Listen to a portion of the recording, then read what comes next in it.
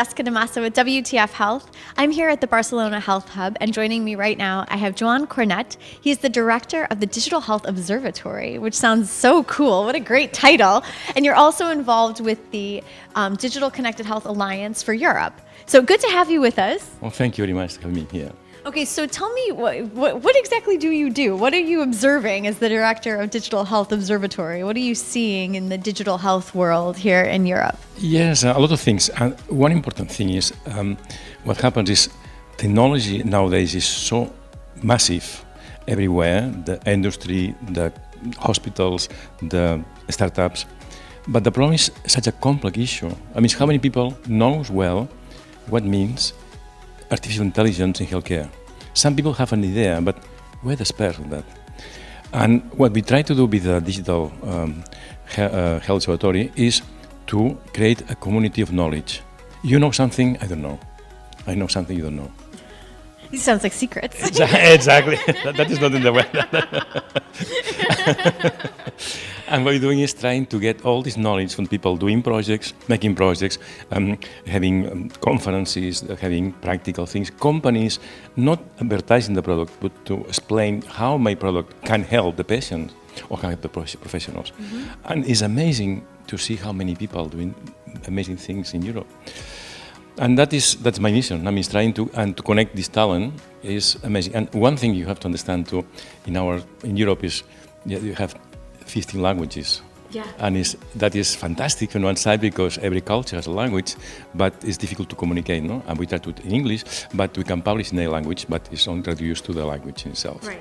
And it helps with understanding too, because sometimes it's difficult to find the right words in English, I think, to explain a concept if you're trying to explain it to somebody who only speaks, Polish or Spanish or Italian. I mean, it's challenging, especially in healthcare where there's so much jargon and the language is so complicated. And it's more than that too, because it's not only language, it's the culture. Mm. That means every country has different kind of health culture and different kind of health insurances. And that means it's difficult to move. Yeah. I mean, you change country to country. There are good doctors, good hospitals, but it's different way to work or to pay or not to pay, etc. One important thing, difference with the States, is most of the people in Europe, European citizens, they have access to healthcare for free. Mm-hmm.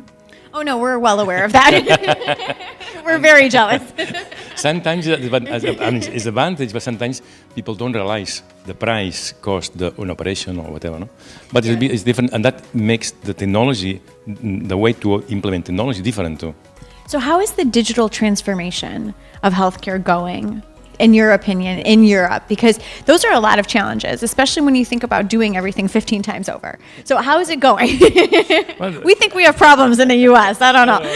We have a different set of problems. But tell me how you think it's going. The first thing, I think, the important thing, most of the countries this moment, they have the electronic medical record. That's very important.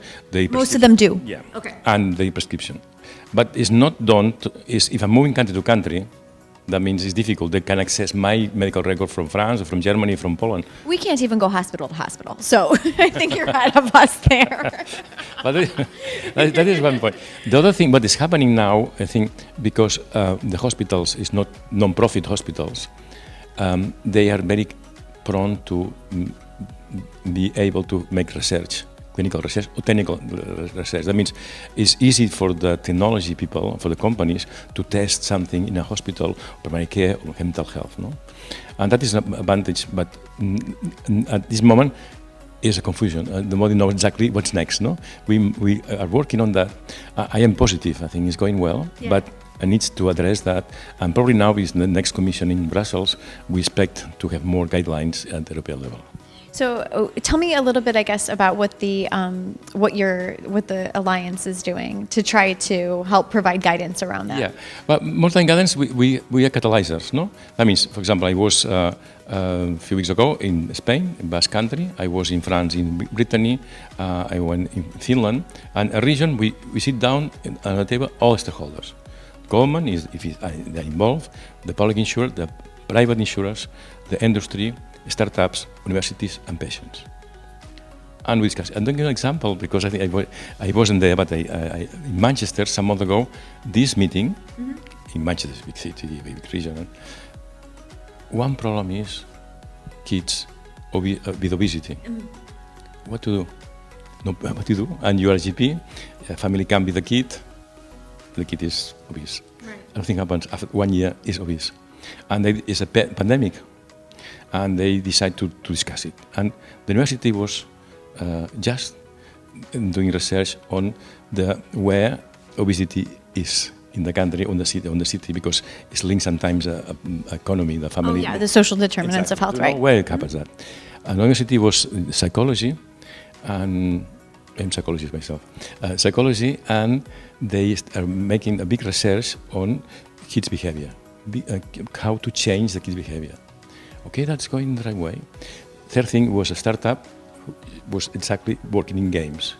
Why not to have a game for the GP to prescribe to the kid, a kind of kid to motivate exercise, to have a diet with trophies and all these kind of kids like. No? That's an example, no? Yeah. I mean, you don't make politics, we are not giving guidance.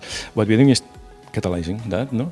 And I was in Bilbao some months ago, and they discuss about bioprinting, no? They want to, but what we have and that when they work on one area, we can connect to another ecosystem, because the example of the Manchester of Bilbao, if in Normandy, in Brittany, or in Oulu in Finland, we have the same problem, we can transfer this knowledge. Absolutely. And cross-pollination. Yeah, fascinating. Yeah. I think it's a fantastic job. And I think what is fantastic is the talent people have and the way people want to share the knowledge they have. This is so exciting. Thank you so much for stopping by and sharing the work that you're doing. I'm really encouraged by it. No, it's exciting. It's exciting stuff. I love the Big Bang. That was probably my favorite part. I don't often get sound effects in an interview, so thanks for that. Thank you. I'm Jessica Damaso, WTF Health. Thanks so much for listening.